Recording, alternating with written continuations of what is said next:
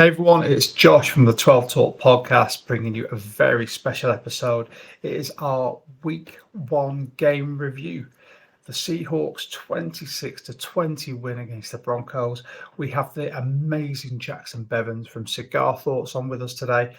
Before we get into the pod, I just want to give a really quick shout out to everyone who helped support this pod. Really means a lot. Thank you to all of you for tuning in. We really appreciate it. If you are a first-time listener or a first-time watcher, by all means, feel free, like, subscribe, hit that notification bell. Really helps us out, gets us out there. And if you'd like to appear, slide into our DMs. We'd always love to hear from you. And if you don't want to do that, you can check out our Discord. The link is our pinned post on our X, and we are a growing community, and we absolutely love everyone that's in there. Now, I just really want to give a quick shout out. As always, we are supporting the UK Seahawkers. We're the UK Seahawkers official podcast. And if you want to join the UK Seahawkers, it's £12 for a membership. If you're UK based, normal postage, £20 for a maximum of 4 people at one address with £5 postage per membership outside the UK. You send your payment via PayPal to UK hawkfans12@hotmail.com and use a friends and family option.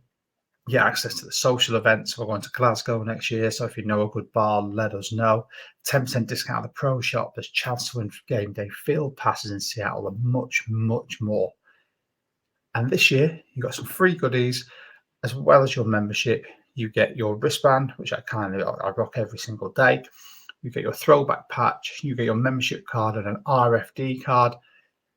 Amazing value, great community, awesome people. Please check them out. You won't regret it. Also want to shout out friends of the German Seahawkers. You can join them for only €15 for the year. It's approximately £12.68 or $16.06, depending on what the exchange rate's doing now. You get access to the Seahawkers tailgate zone, the Ticketmaster tailgate, 10% at the pro shop, raffles and competitions as well. So you can win things like a signed football and exclusive fan articles and discounts. Go to the GermanSeahawkers.com website, bit of Google Translate, all in English, awesome articles as well.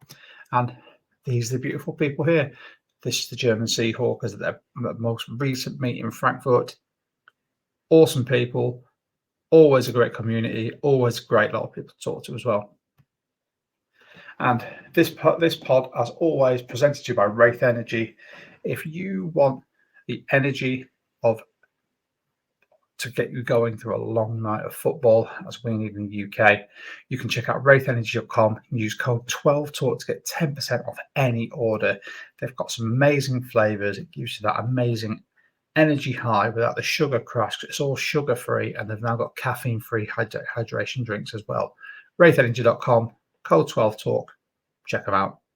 And I'd also want to shout out our charity partner here, the Robbing Cancer Trust. Now, we told you all about them last week. They're still doing some amazing work on raising awareness for germ cell cancer, which is testicular and ovarian cancer. With their campaigns, they have just recently completed a 25k walk around London, the Monopoly Walk. This is the fantastic people, and they all did it wearing a massive pair of bollocks or ovaries. And as you can see on there, you've got the Talking Bollocks hashtag, or you've got the Not Overreacting hashtag. Great people, great cause. Please go check out their website, therobbingcancertrust.org, to see how you can raise awareness. If you are scared, go and check them out. They will give you so much information about how you can check yourself out.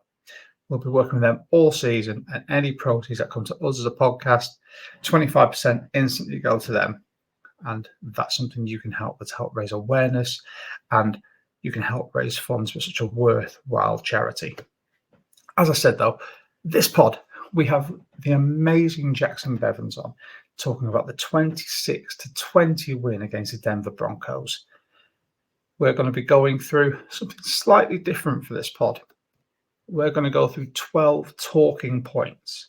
Rather than going over the whole thing, 12 things that we thought really needed to be discussed, that we thought were pinpoint topics for this game. All this coming up straight after the jump. See you there.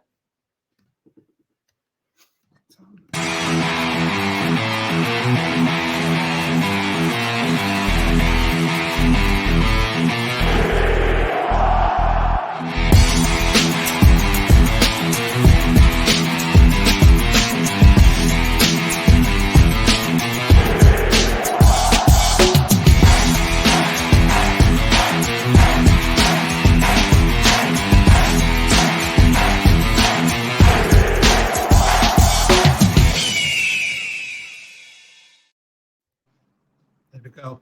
We're back.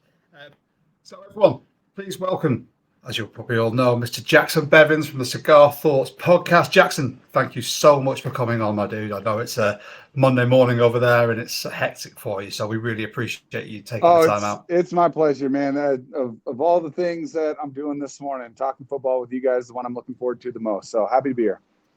Awesome. Thank you so much, man. Yeah, we really appreciate it. Obviously, Jacson and I are both away from our usual studios. Mitch is in the comfort of his. Not to make us jealous or anything, Mitch.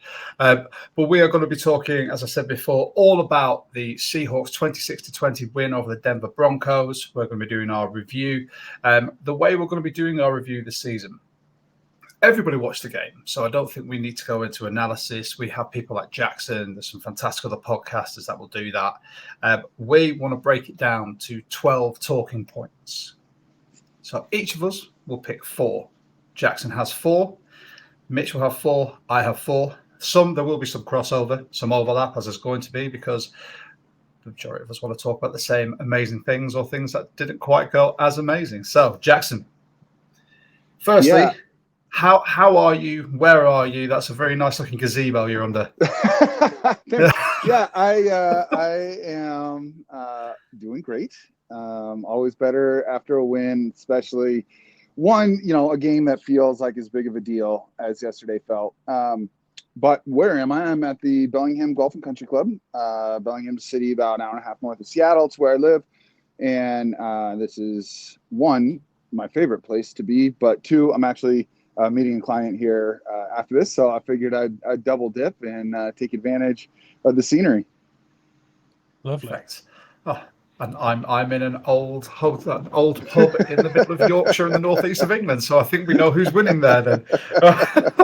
Like I said, anyone will know Jacson from the Cigar Thoughts podcast. If you don't, by all means, I advise you to go on the YouTube, check out the podcast. It's amazing. Right? Yourself and Mike Barwin are on my regular. You guys get me through a lot of my long journeys when it comes to work. So I'm really looking forward to chopping this up. It's very kind of you to say. So we're talking with 12 talking points. So Jacson, would you like to start with your first one? We'll let everyone in the comments sort of discuss this as well, and we'll let's see what we can come up with some good talking points. Absolutely. I think the thing that stood out to me the most was honestly the thing I was most nervous about, and that was defensive discipline. Seattle's there's no way to slice it. They've been a bad defense against good teams for a long time. They've had some good performances against bad teams. And, look, is Denver a great offense in their current iteration? Certainly not. I have severe doubts about Bo Nix as being ever becoming a very good quarterback. And I thought he looked terrible yesterday. That being said, there was nowhere for him to throw to. And that is new. Seattle did such a good job in this new Mike McDonald defense of passing off their responsibilities, which is something that they have struggled with a lot over the last, probably 6 years. I think 2017, probably the last year where we really felt like this was a good defense. And it's not been because of lack of talent. There was a lot of good players on this team last year on the defensive side of the ball, and they were terrible. They looked coached up. They looked disciplined. They looked like they were communicating well. And when you're learning a new system, it can be hard early on not to be robotic about it and really thinking about what your responsibilities are and making sure you don't mess up. That's not how they looked at all. They were out free-flowing, absolutely attacking on every single play, and they actually tackled really, really well. There were no yards after contact. There were hardly any yards after the catch. It was beautiful. Yeah, completely agree.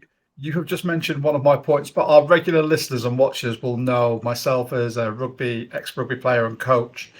Tackling is my bag. It's one thing that I'm really high on, the biomechanics of it and how it all should work. And it's been something that has made me want to throw remotes at TVs for the last 3 or 4 years. Totally. My laptop has nearly become a discus many times. As that's one of the points I'll be getting to later as well. But I completely agree. It was so nice to see so much disguise and movement in that defense. Yes. And the linebackers as well, I thought they were fantastic. I said in our last pod of players to watch for, Dodson was my player, and I thought he was brilliant. You nailed it. He looked great. Yeah, he did. He did look really good. And for me, I think that the really interesting thing is we've gone the whole offseason saying there's going to be busted coverages, there's going to be missed assignments all over the place. So we need to be really careful with sort of tempering our expectation of the first half of this season. I was really coming out of the first half. I think the offense probably made the defense look more competent, but they were absolutely on it straight away. You know, we had to wait until the third quarter for a busted coverage, and it didn't result in a touchdown. So, yeah, I think you're right. I think the discipline on that defense was amazing from the off, which I didn't expect. Well, and they had to be because the offense put them in really bad situations all first half long. Like, there was no margin for error. Denver's first snap was in positive territory, and they had a whole bunch of drives that started out where they were basically in scoring position already, and Seattle didn't give an inch. Yeah. And that was in that first half. That was the best thing to see. However, I believe your next point might be converse to that. Yeah, man. Point number 2, Jackson. Yeah, the second thing I was most nervous about, I had my fears realized, and the offensive line is still just so chaotic. Denver's got a good defense. They really do. I am not going to take anything away from the personnel or coaching that they have, but that is not the best defense this team is going to face. And Seattle just got whipped. And George Fant getting hurt as he's filling in for Abe Lucas while he still recovers. I mean, Fant wasn't playing well, but then he got hurt, and now it's Stone Forsythe, and you just saw the defensive coordinator for the Broncos overload that side, and that would have been hard for anyone, but good coaches identify the weakest spot on the other side of the ball and are not afraid to hammer it. It's why Sean McVay and Kyle Shanahan, when they've played the Pete Carroll Seahawks the last 5 years, they're using like a third of their offensive playbook. They are just identifying weaknesses and spamming them to death. And that's what Denver did. And that's okay because Seattle did try to kind of adjust for that. And I was happy to actually see some real adjustments in the second half in terms of how they did some combo blocks and, used tight ends and running backs to help out without completely taking them out of the play. But like on those two safeties, those plays were over before they started. You had the hold call in the end zone where he just got beat on the first snap. I think it was Laken Tomlinson. Or Anthony Bradford. It was Anthony Bradford. And then Laken Tomlinson got completely smoked on the Zach Charbonnet safety. And it was like, these guys didn't have you can't even call a play from your own 1 yard line other than like a QB sneak when you have no faith in your interior offensive line. So I don't know how much better that gets with the current personnel. I thought Connor Williams played well. And by that, I don't remember him really getting beat. I thought Charles Cross played really well. And when Abe Lucas is back, you have 60% of an above average line. I'm going to put my faith in Scott Huff, who they brought in with Ryan Grubb from the University of Washington to coach the offensive line. UW was named the best offensive line in college football last year. They looked the part, and it wasn't because they recruited the 5 best offensive linemen in the country. They really were coached up, but it's a steep climb this year, man. It's going to be tough for this offense to look really good with that type of blocking. I think it's you go, mate. Oh, thank you. So I must have a lag. Like I said, it's hotel internet. For me, it's the offensive line. As you said, it's been such a horrible thing for us to have to witness because there's been injuries, inconsistency, awful coaching, which hopefully is completely changing now. But I think yesterday showed that Tomlinson, I wasn't high on us getting him as a veteran presence, fine, but I thought in the game he whiffed on so many blocks. I think the fact that we're now putting a lot of faith in the youth and the people that we have drafted will serve us well in the future, but it's going to be there will be some painful points this season, I think. Yeah, especially with the youth if you start bringing Christian Haynes is going to have to get good real quick.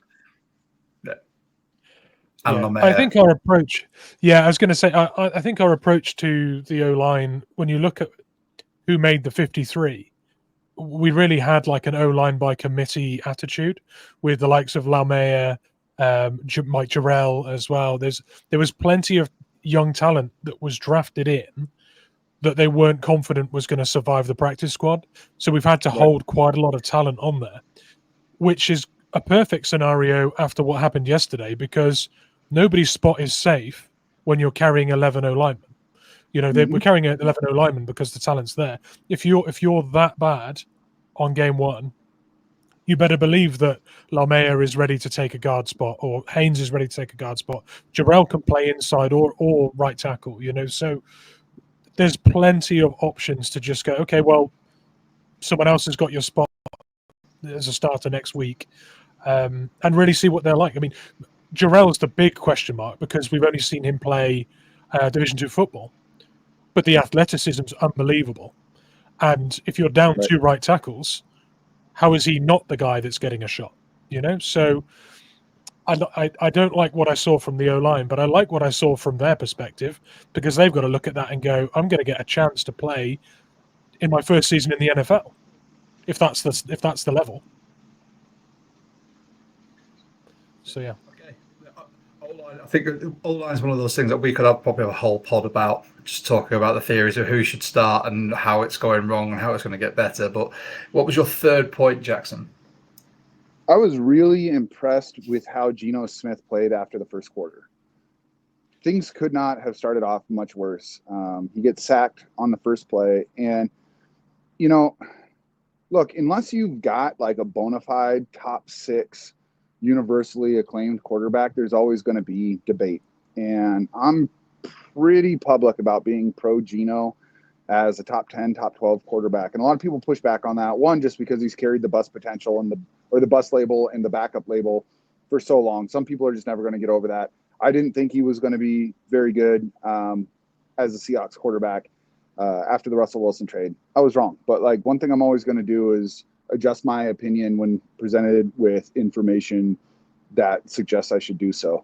And the information that Geno Smith has given us over the last 2 years has been really promising, especially given the amount of pressure that he faced last year when he quote unquote regressed.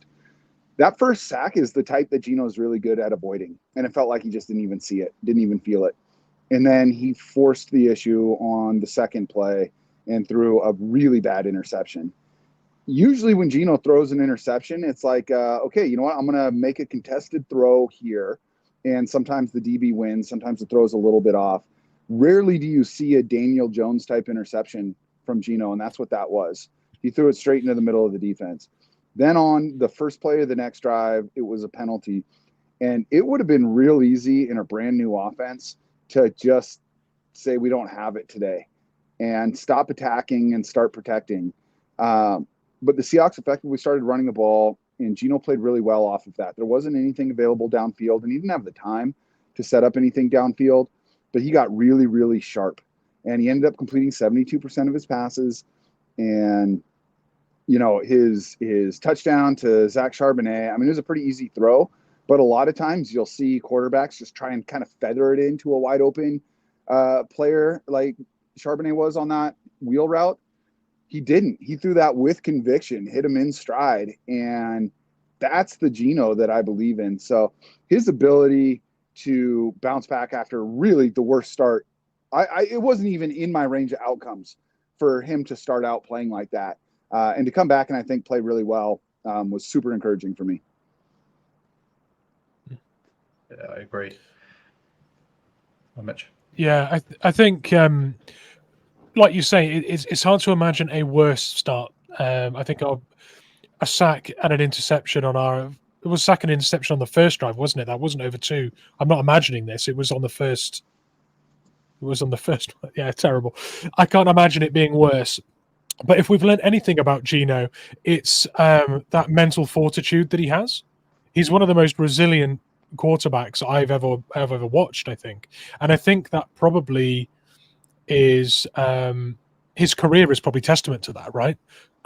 Mm-hmm. Just eternally written off, and has somehow come back, secured the bag with a starting QB contract, and has held it down for 2 years and is still there, and he's become the main guy. So he's got a huge amount of fortitude, and he put it all on show yesterday, coming back from that opening drive to the rest of that game. I mean, if you end up on 72% after just how bad that was, and running for your life every down because the amount of resistance from that interior O-line is comparable to a wet paper towel, that is an achievement. It wasn't much better than that, honestly, for me. So, but for me, I'm not going to talk too much about Geno because that's going to lend into one of my points really, really well. So, sure. Jackson, I'll let you go for your fourth and final point on this. Man, the vibes are back in that secondary. My God, those dudes looked like they had been playing together in this system for 5 years. They had complete command of their assignments and played with it wasn't reckless abandon, but it was abandon. There was no fear in how they played. Julian Love, that was as good as I've ever seen him play. And I thought he was excellent over the second half. I thought he was one of the few bright spots on this defense over the second half of last year and really earned that Pro Bowl nod. He looked like an all-pro back there. Reek Woolen has been dying for coaching. He's someone that played 1 year of corner in the NFL, came in, and Pete Carroll even said it that rookie year. Pardon me. Didn't even know what he was doing out there. It was just all instincts. And then that combined with the shoulder injury, I think teams really started to kind of target his lack of refinement last year. And all of a sudden he went from runner-up for Defensive Rookie of the Year to is this guy going to be a part of the future of the team? Man, he was so in command of his assignments. He was practically running routes for the receivers in his area. To see him get that interception, that stuff just matters so much to these guys. And to hear Julian Love talk about him after the game and how important it was for Reek to get that was awesome and display the kind of leadership that I think Love has and is ready to really have on this defense now that guys like Wagner and Diggs are gone. And then, of course, Devin Witherspoon. I mean, Devin Witherspoon's probably already the best nickelback in the NFL. And he's a weapon. He's almost like Budda Baker out there in that he's technically a corner. But you can line him up everywhere and just tell him to go get the ball. I mean, he blitzes. He takes on run blocks, which is crazy for a guy his size. He almost had 2 interceptions. I couldn't have been more pleased with how the secondary played. Yeah, I've got 2 things to add there to what you've just said. I mentioned it to Josh earlier before you joined the call, just how funny it was watching Boye Mafe and Witherspoon chasing Nix just round and round the backfield before I think Mafe ended up getting the sack when he ran out of play. But it was just so funny. It was so much energy and so much determination to get to him. And it speaks to Nix's athleticism, right, and mobility, that those 2 guys on our team couldn't catch him. But it was so funny watching that juice. And the other thing I was going to mention, isn't it nice to see a safety get paid by the Seahawks and still perform? Yeah. That feels weird, right? Yeah. Open up old wounds. Come on. It's in the past. I know. Sorry. I know we want to move on, but it's nice. No, it's true. I mean, it's like obviously Earl and Cam earned that second contract when they first got paid, but the third contract's between injuries and honestly, I think Earl just going crazy. And then, of course, I think the Quandre contract was fine, but the Jamal Adams deal, obviously terrible. Julian Love, and I didn't mention Rayshon Jenkins, who was rock solid and everywhere the ball was too. One of my new favorite players. Yeah. That boy can bang, and that's all I want from someone playing in that position. And I've said this for years on other podcasts Mitch and I'll be a part of, and in this podcast. I just want a secondary that people are afraid to run at or throw to. I want a wide receiver to look at a safety coming down or a cornerback and going, if I catch this ball, I may catch it, but I also may die. Yes. So people like Rayshon Jenkins showed yesterday that if you're going to run at him, he is going to lay you out. And that is all I want, because then that starts then closing in the field where they go, right, now we've got to go outside the hashes because there's no way I'm throwing it around the center with Rayshon Jenkins. But then you look on the outside and it's Tariq Woolen or Witherspoon or Trey Brown. And it just creates such an amazing a game for all of us to watch, because we're going to be now looking at everyone we play and going, well, where are they going to throw the ball? Yeah, I mean, who's going to get laid out first? And turning the ball over, they had 2 interceptions, 2 more that Witherspoon will tell you he should have had, and they forced a fumble. It just happened to go right to the trailing blocker. Yeah. Well, I think it was 2 fumbles. Was it not 2 fumbles? Do we have 2?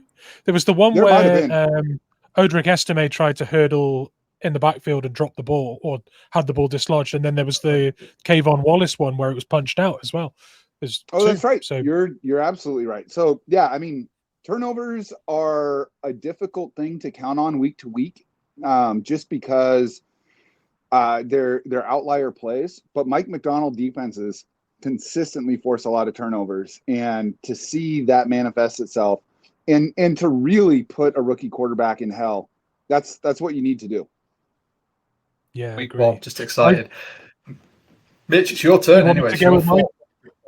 Well, we've been led in perfectly here, because my first point was efficiency on defense, in brackets, lack of yak. And I think a lot of the points that we've already talked about have led to that lack of yak. Every time a player caught the ball, we were there, just immediately there.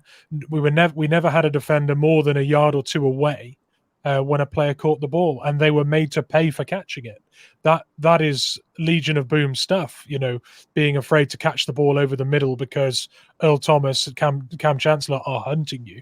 That's right. Brilliant. And I think when you look back to the last 3-4 years, possibly even longer, it feels like we've created a defense to just polish up Bobby Wagner's stat sheet. How do we get Bobby Wagner 15 tackles in a game, 180 in a season? Well, we'll let people catch the ball or run it through our D-line, and we'll stop them after a gain of 5, And we've been this bend, don't break mentality, which I don't think is bad, but it does mean you're giving up a ton of yards and giving opportunities. This defense was not giving you anything. You were made to pay for everything. So efficiency on this defense and making offenses work for every single yard they got was amazing, because we've given up a few yards to keep control, over the last few years. That's my first point. Absolutely. I couldn't agree with that more, Mitch. It's so frustrating if you give up a completion, that's fine. I mean, the modern NFL, quarterbacks are completing 2/3 of their passes. That's fine. It's when they catch it and keep running that is just so disheartening as a fan, and I'm sure as a player and as coaches, and there was none of that yesterday. I thought you were going to mention tackling again then. I was like, Jacson, I'm starting to fall in love with you a little bit more if you keep mentioning tackling. That's been my thing, and it will carry on being my thing. But I won't venture into that yet. Mitch, you have 3 more points. I'll let you go. Yeah, I've got 3 more, but 2 of them are basically the same point, which, is good for timekeeping. So play calling first half and play calling second half, and just the disparity between the 2. And we heard a lot in the run up to the game about valuing, keeping possession of the ball, and dominating the clock and establishing the run first so we can take the top off with who we're targeting, wide receiver wise and where we're targeting them. But we didn't manage to establish that at all in the first half. And I wonder whether that was partly due to the coaching staff being surprised at how bad that O-line was. I think maybe there was a plan that we had to adapt because the O-line wasn't good enough to pull off the plan. Second half, I felt like the play calling was excellent. I thought Grubb got absolute control of the offense in spite of the O-line. We went up-tempo really quick and consistently kept that up-tempo. We ran better. We chose running backs for the plays. We used Charbonnet a lot more up the gut, and we found more space for our boy Walker on the outside of the tackles. It just seemed like we found a way to do it. And how nice is that we have an offensive coordinator that is able to get an aerial view from the box, first of all, because that's great, but also be able to read the game, ascertain what is going wrong, and actually adapt and pull that off in a halftime as well, because that was chalk and cheese, the first half and second half offense. So that's my point. I think first half play calling, second half play calling looked like two different coaches. Yeah, I mean, I couldn't agree with that more. I think, there's so much, and I wrote about this in the first Cigar Thoughts article, because, we're a podcast now, but, for the last 10 plus years, it's been an article after each game as well. And that's still kind of where my roots are. And when I was writing about that, I said there's so much emphasis nowadays on scheme on both sides of the ball, and everyone's looking for the new scheme lord, the guy who has, cracked some code in the NFL. And I'm not poo-pooing that at all. You need that. But if you're one-dimensional, it's going to catch up to you. And the good teams can beat you when their strengths are being taken away. And, you look at, I'll point out two teams that met in the playoffs last year. You had the Miami Dolphins, who were a juggernaut on offense, and the Kansas City Chiefs, who used to be and weren't last year at all. They were not much more than an average offense last year. But when it came down to playing in the freezing cold, that finesse football didn't work, and the Chiefs were ready to body them up. And I was a little nervous. Seattle definitely came out and tried to pass. They tried to set the tone through the air, and it wasn't working. And when I heard Mike McDonald going into halftime, giving his interview, say, well, we just need to start running the ball out, I kind of rolled my eyes a little bit, because we've heard Pete Carroll say that a lot, and then them just not do it or not be able to do it. And they came out and they fucking ran that ball. They toted that rock all second half. I mean, they barely threw it all in the second half. And they run on first down, run on second down. Normally that has me pulling my hair out, but given the way the game was going, to see real mid-game adjustments from a brand new NFL offensive coordinator, this wasn't just his first game with a new team. This was his first game at this level of football, and they came out and they did the damn thing. It was awesome. Yeah, I agree. Yeah, we said it in our Discord, and obviously we were live tweeting during the game. The adjustments were so refreshing to see, because when we think just back to last season, we look at the Waldron offense, where the first scripted play or the first scripted drive, we all thought, brilliant, he can do this. Mm-hmm. But then a defense starts to change and take away the easy sort of options for him, and Waldron just didn't have an answer. He just carried on. It was like, it's the definition of madness, doing the same thing over and over again, expecting a different result, definition of insanity. And this was Grubb going, we're going to try this, but by halftime, it's not working. So we're actually going to do this, because I can see that we've got the weapons to be able to do it. We can tote the rock up the middle, which will bring into one of my points later with Charbonnet, and then we can get some space on the outside for Ken, which will then also bring these safeties down, giving us some more time over some more space over the back. And that's where Charbonnet's touchdown came from as well. Mitch, did you have another one? Yeah, my last point, it's a very brief one, but I want to take you back to the fourth quarter, and specifically to the fifth, with 5 minutes remaining. We've got the ball, and it's a 2-score game for Denver. We are 2nd and 19, and I've got my notes here. I'm trying to remember exactly the way it went down, but it wasn't the way I'd have played it. But then I'm not a professional coordinator. Surprise, surprise. So we threw on 2nd and 19 with less than 5 minutes to go, up 2 scores. The following play was a sideline throw that didn't stop the clock because of a Metcalf OPI. So, and then the final part of, I'll do that bit in a minute. Basically, my point being, with 2 scores up, we've made the play to get the first down, to get a fresh set of downs and wind down the clock. But actually, with 5 minutes left, if we just used 2 running plays to try and get those 19 and not gone to the sideline with a throw, then potentially you can take a minute off the clock, and then it's 4 minutes in a 2-score game with still having the chance of getting that fresh set of downs. That felt odd to me.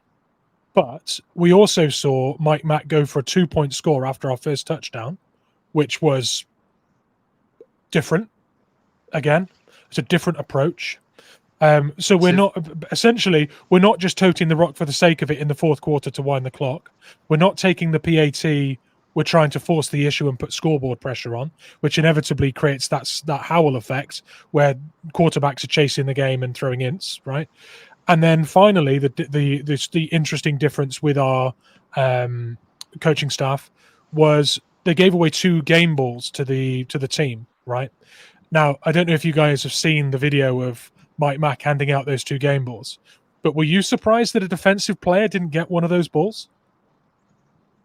They carried this team. Yeah, I hadn't thought about it until now, because my takeaway was Gino giving his game ball back to Mike McDonald, which I thought was just like, that is. That nice. I mean, Gino's been talking about getting a new contract, right? It's easy to say, hey, you know what? I'm going to show up and do my job, but also kind of fuck you until you pay me. And that wasn't that at all. I thought that was cool. I couldn't even tell you who got the second game ball. Tyler Lockett got it for the final. Oh yeah, catch. That's right. Well, yeah, but yes, I am surprised they didn't give it to a defensive player. I would have thought that's probably a Julian Love game ball there, but honestly, there are a lot of candidates. Yeah, I mean, it's Dodson's first game with the green dot. Dodson's first game with the green dot, perfectly managed. You've seen fantastic candidates in the secondary all game. A team-leading performance from Julian Love as well. But then I also get it, like those first downs that Tyler Lockett kept churning out, including the final one, were clutch, all of them. So I get it. But my overarching point is that between going for a 2-point conversion on the first touchdown and then not running down the clock in the fourth quarter when we were 2 scores up, and then handing out game balls to the offense when the defense were 70% of this win, shows a really interesting new mentality to this coaching staff. Yeah, that's a great point. I had not considered any of that, and I like that. I think that's an excellent observation. I like it as well, and I like the fact that we've mentioned Love and Gino. So I will rattle through my points. Leadership is my first point. So I think that previously we've relied on Bobby Wagner to be a figurehead. We relied on Russ to be the offensive captain. And now we seem to have this. Julian Love got the extension. In my opinion, he's that defensive leader. He showed it yesterday. He's there geeing up the troops. He's making sure everyone's in position. He may not wear the green dot, but I can guarantee he probably knows this scheme and this playbook, play by play. Gino, I thought, led from the front. As soon as the chips were down and the second half we all went in at the second half. We, as Seahawks fans, were watching going, it's just a repeat of last year. Nothing's changed. But for Gino to come in, stay cool, and keep that offense moving and rolling and making the right reads, I thought the play for Charbonnet's touchdown was just fantastic. That wheel route to come out, I don't think I've seen a successful one of those from Seattle for years now, because Probably Will we Disley. never Will had it in Disley's the us. last one I remember. Well, there you go. He's like a running back. Yeah. But I think when you look at the leadership as well, the fact we don't have team captains, we have game captains. So Mike Mack and his coaching staff are empowering every single player to lead this team how they want. And I think it's shown the buy-in from leaders like Lockett, the fact that he was catching balls yesterday and getting yak. He wasn't just catching and flopping to the deck. You know, all the new signings that we had, they were playing for each other, and you could see that in the locker room. You could see how hyped they were for Woolen's interception, everything. I think the leadership in this team, the dynamic of it, the young leadership is just going to be so good to watch unfold. I still think going down the line, if you want a team with attitude, it's going to be Witherspoon and Metcalf as captains, providing Metcalf can stop with the OPIs and all the other silly stuff. Nice. Yeah, I mean, that's it. It feels like there's a lot of leaders on this team. And look, it is just one game. I mean, I thought last year through 7 games, I thought this was a great defense. They were 5-2. They were kicking people's asses. They had that amazing game on Monday night against Daniel Jones. And I mean, Daniel Jones is all I see when I look at Bo Nix. And so, like, I don't want to get out over my skis too much, but also at the end of the day, when they're handing out playoff spots, it's based on wins. And when you're new in a system and a new era too, I mean, this was the biggest era shift in the NFL outside of New England. And it was, you need to see those positive results early to really cement the buy-in. And you're right. There was just leadership everywhere from the people you expected from. Yeah, I love seeing it. I think so. Mitch, did anything you wanted to pop in there? Nothing. Well, you've got a nugget of information that I might have missed out on. So don't worry, Jacson. If he pulls something up that you've completely forgotten or he corrects you, I get it every single pod. Yeah. Oh no, I can. Like a photographic memory. Yeah. Yeah, it's awesome. So for me as well, Jackson, you mentioned it earlier. Regular listeners and watching this pod will know that I have banged this drum till the skin is bare. Tackling, we've spoken about it already, but the fact that the open field tackling was A, ferocious, B, effective, and C, technically sound was such a big thing for me. Even the sort of like the ankle tap tackles where you had Derek Young on the punt return, and the fact that previously that would never have happened. It would have been, he's gone past. But Derek Young putting that huge wing out and just grabbing those laces to trip, I thought that was fantastic. Dodson was amazing. Jenkins, you can see the fact that they worked on technical tackling in training, and it's starting to pay dividends. It's something we never did under Pete Carroll because for some reason, even though he was a defensive coach, he doesn't believe that tackling was a beneficial thing to practice in the later years, which blows my mind. Yep. Yep. I agree. I've got 2 more bits. We've mentioned it as well. I said there's a lot of crossover with these, but the running back usage, I have said it since last season. I do not see why any offensive coordinator is going to keep trying to run Ken Walker up the middle. He is an outside running back. You're not really going to get a lot of him out of power unless you've got a defensive line that's tired. I don't see why we keep doing it. We've drafted someone like Charbonnet, who, apart from that safety where he was let down by the O-line, has shown that he has got that power. He will drive through and make those 3 to 4 yards every single time. Ken, however, will run to his gap. He'll see a guard that's in there. He'll try and step by, and he ends up getting tackled behind the line. I just really want to see that improve. I want them to start being a bit more intelligent with who they use and when. Because Charbonnet can hit outside as well, as we've seen. I just think Ken needs to be that outside threat, or you'd let him go inside towards the 3rd or 4th quarter when people are tired. Weirdly, like we did yesterday. So. Yeah, I agree with that. You want to lean into your strengths. The only caveat to that, I think, is if you if you never run, and I know this is not what you're proposing, but if you're never running Ken Walker up the middle and you're only running Zach Charbonnet up the middle, you are giving a tell to the defense when those guys are on the field. So you do have to mix it up. I thought Ken Walker was a lot more decisive when running up the middle. He was willing to just take the 2-yard gain instead of trying to turn it into a 40-yard gain every time. I thought that was encouraging, because then eventually he did get his opportunity. And once he got in the open field, it was like, oh yeah, that's one of the most talented ball carriers on the planet right now. You saw he won on that touchdown with all aspects of his game. But you do, if you have a guy like Ken Walker, you really do need a guy like Zach Charbonnet. And last year, Charbonnet was, when he wasn't filling in for Walker when he was injured, Charbonnet was kind of the 4-minute drill guy. He was kind of the passing downs guy. And that's its own tell, right? You got Charbonnet out on the field, and it's like, well, okay, the chances of them running the ball just went down. And Charbonnet is a very good pass blocker, and he's a very good receiver. He showed that at both Michigan and UCLA, but he is first and foremost a between the tackles runner. And I don't know how much of the other games you guys watched yesterday, but I think there were only 10 quarterbacks who threw for more than 200 yards. The teams that ran the ball yesterday won. And I've been saying it for years, as, there's been a big analytics movement, and I'm very pro analytics, saying almost you should never run the ball because your EPA on pass attempts is almost always higher.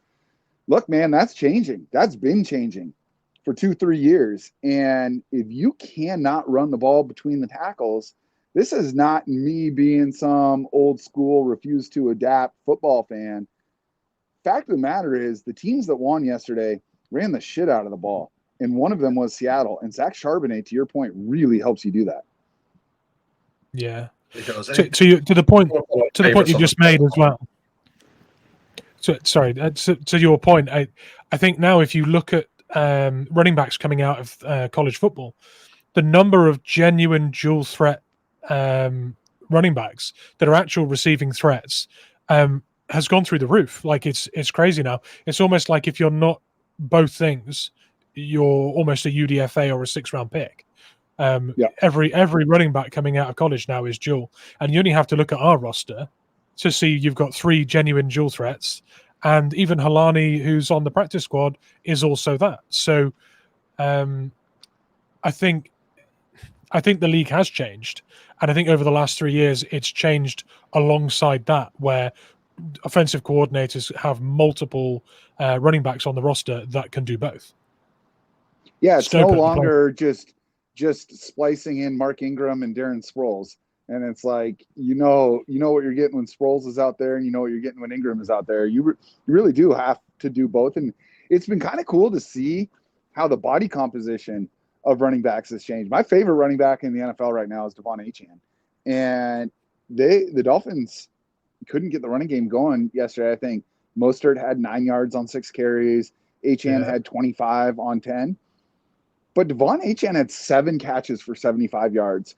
And it's like, that to me is the blueprint moving forward.